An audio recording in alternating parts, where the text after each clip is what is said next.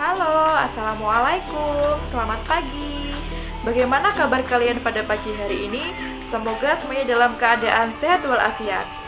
Anak-anak, meskipun kalian di rumah, jangan lupa untuk tetap mematuhi protokol kesehatan ya, seperti mencuci tangan, memakai masker, dan menjaga jarak. Meskipun kita belajar di rumah, kita harus tetap semangat belajar. Sudah siap menerima materi pembelajaran dari Bu Meis pada pagi hari ini? Yuk kita simak videonya. Assalamualaikum, selamat pagi. Hari ini kita akan belajar tentang tema 1, selamatkan makhluk hidup, subtema 2, hewan sahabatku, pembelajaran 4.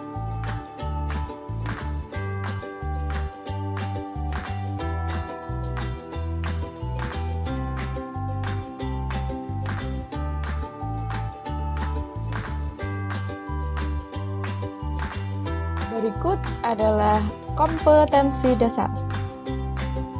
PPKN, bersyukur kepada Tuhan Yang Maha Esa atas nilai-nilai Pancasila secara utuh sebagai satu kesatuan dalam kehidupan sehari-hari. Bersikap penuh tanggung jawab sesuai nilai-nilai Pancasila dalam kehidupan sehari-hari. Menganalisis penerapan nilai-nilai Pancasila dalam kehidupan sehari-hari. Menyajikan hasil analisis pelaksanaan nilai-nilai Pancasila dalam kehidupan sehari-hari. Bahasa Indonesia, menyimpulkan informasi berdasarkan teks laporan hasil pengamatan yang didengar dan dibaca, menyajikan simpulan secara lisan dan tulis dari teks laporan hasil pengamatan atau wawancara yang diperkuat oleh bukti.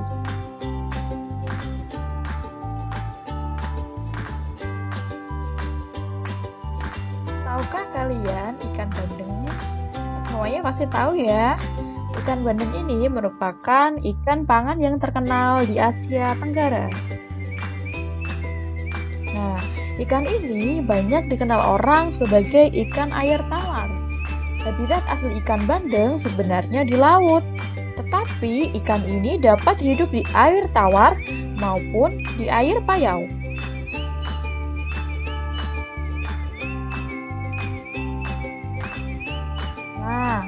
Ikan bandeng dapat diolah menjadi berbagai macam produk panganan. Salah satunya adalah ikan bandeng asap. Ikan bandeng asap merupakan salah satu oleh-oleh yang dapat ditemui di Sidoarjo, Jawa Timur. Banyak orang menyukai produk olahan jenis ikan ini.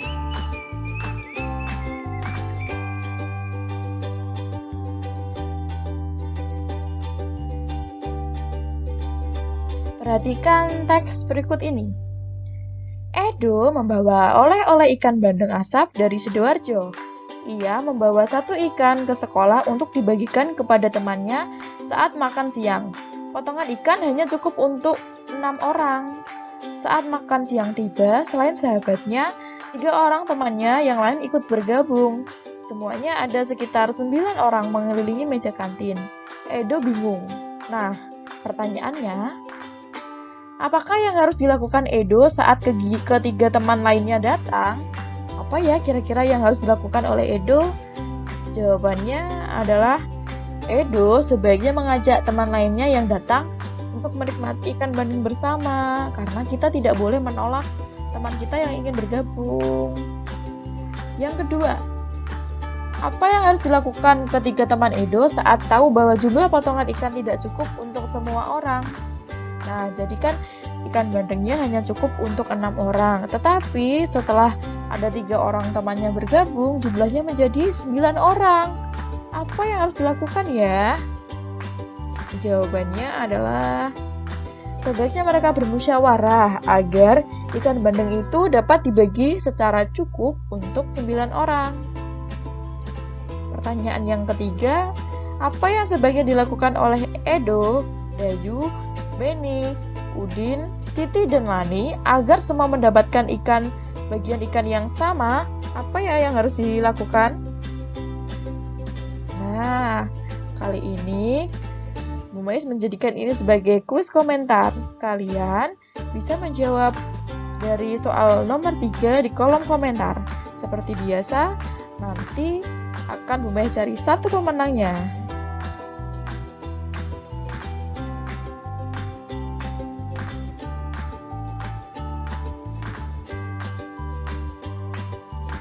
Tahukah kalian bahwa dari peristiwa Edo yang membawa oleh-oleh ikan bandeng ke sekolah tadi, terdapat satu sikap yang sesuai dengan sila-sila Pancasila, yaitu sila yang keempat, kerakyatan yang dipimpin oleh hikmat kebijaksanaan dalam permusyawaratan perwakilan.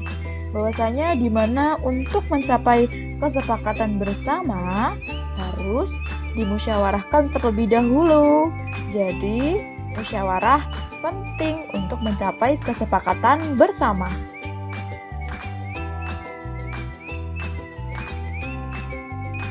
Nah, sekarang kita akan membahas tentang sila keempat Pancasila. Sila keempat yang berbunyi kerakyatan yang dipimpin oleh hikmat kebijaksanaan dalam permusyawaratan perwakilan memiliki nilai-nilai diantaranya yang pertama, pemimpin bangsa Indonesia haruslah bijaksana. Jadi seorang pemimpin harus memiliki sikap yang adil dan bijaksana. 2. Kekeluargaan harus diutamakan, jadi lebih mementingkan kepentingan umum daripada kepentingan pribadi. Yang ketiga, kedaulatan bangsa ada di tangan rakyat. Keempat, kebijaksanaan dalam mengambil solusi. Jadi, dalam pengambilan keputusan harus dilandasi sikap yang bijaksana. Yang kelima, keputusan yang diambil harus berdasarkan musyawarah sampai mencapai kesepakatan bersama. Nah, ini jadi dalam mencapai kesepakatan bersama harus melalui musyawarah terlebih dahulu.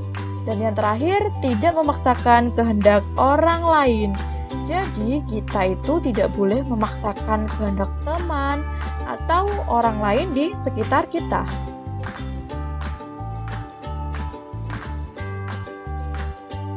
Nah, sekarang simaklah bacaan di bawah ini, lalu tulislah ide pokok dan kesimpulan di masing-masing paragraf. Anak-anak bisa mengerjakan ini di buku tugas seperti biasa ya.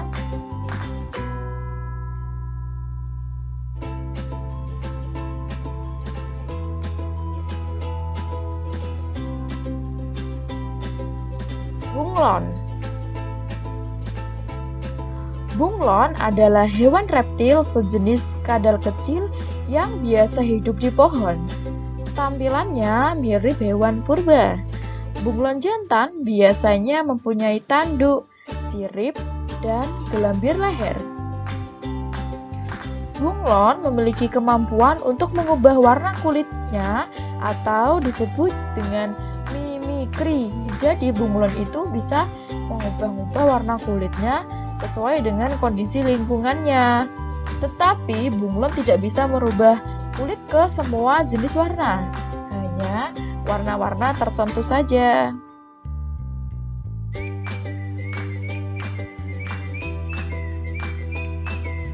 Tugas mandiri.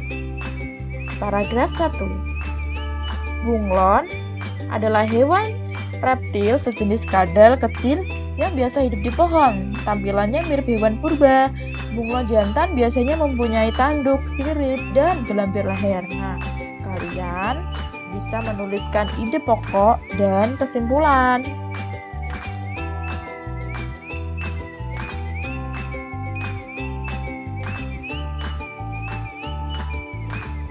Paragraf kedua, bunglon memiliki kemampuan untuk mengubah warna kulitnya atau disebut mimikri. Bunglon tidak bisa berubah kulit ke semua warna, hanya warna-warna tertentu saja. Nah, kalian bisa menentukan ide pokok dan kesimpulan dari paragraf kedua.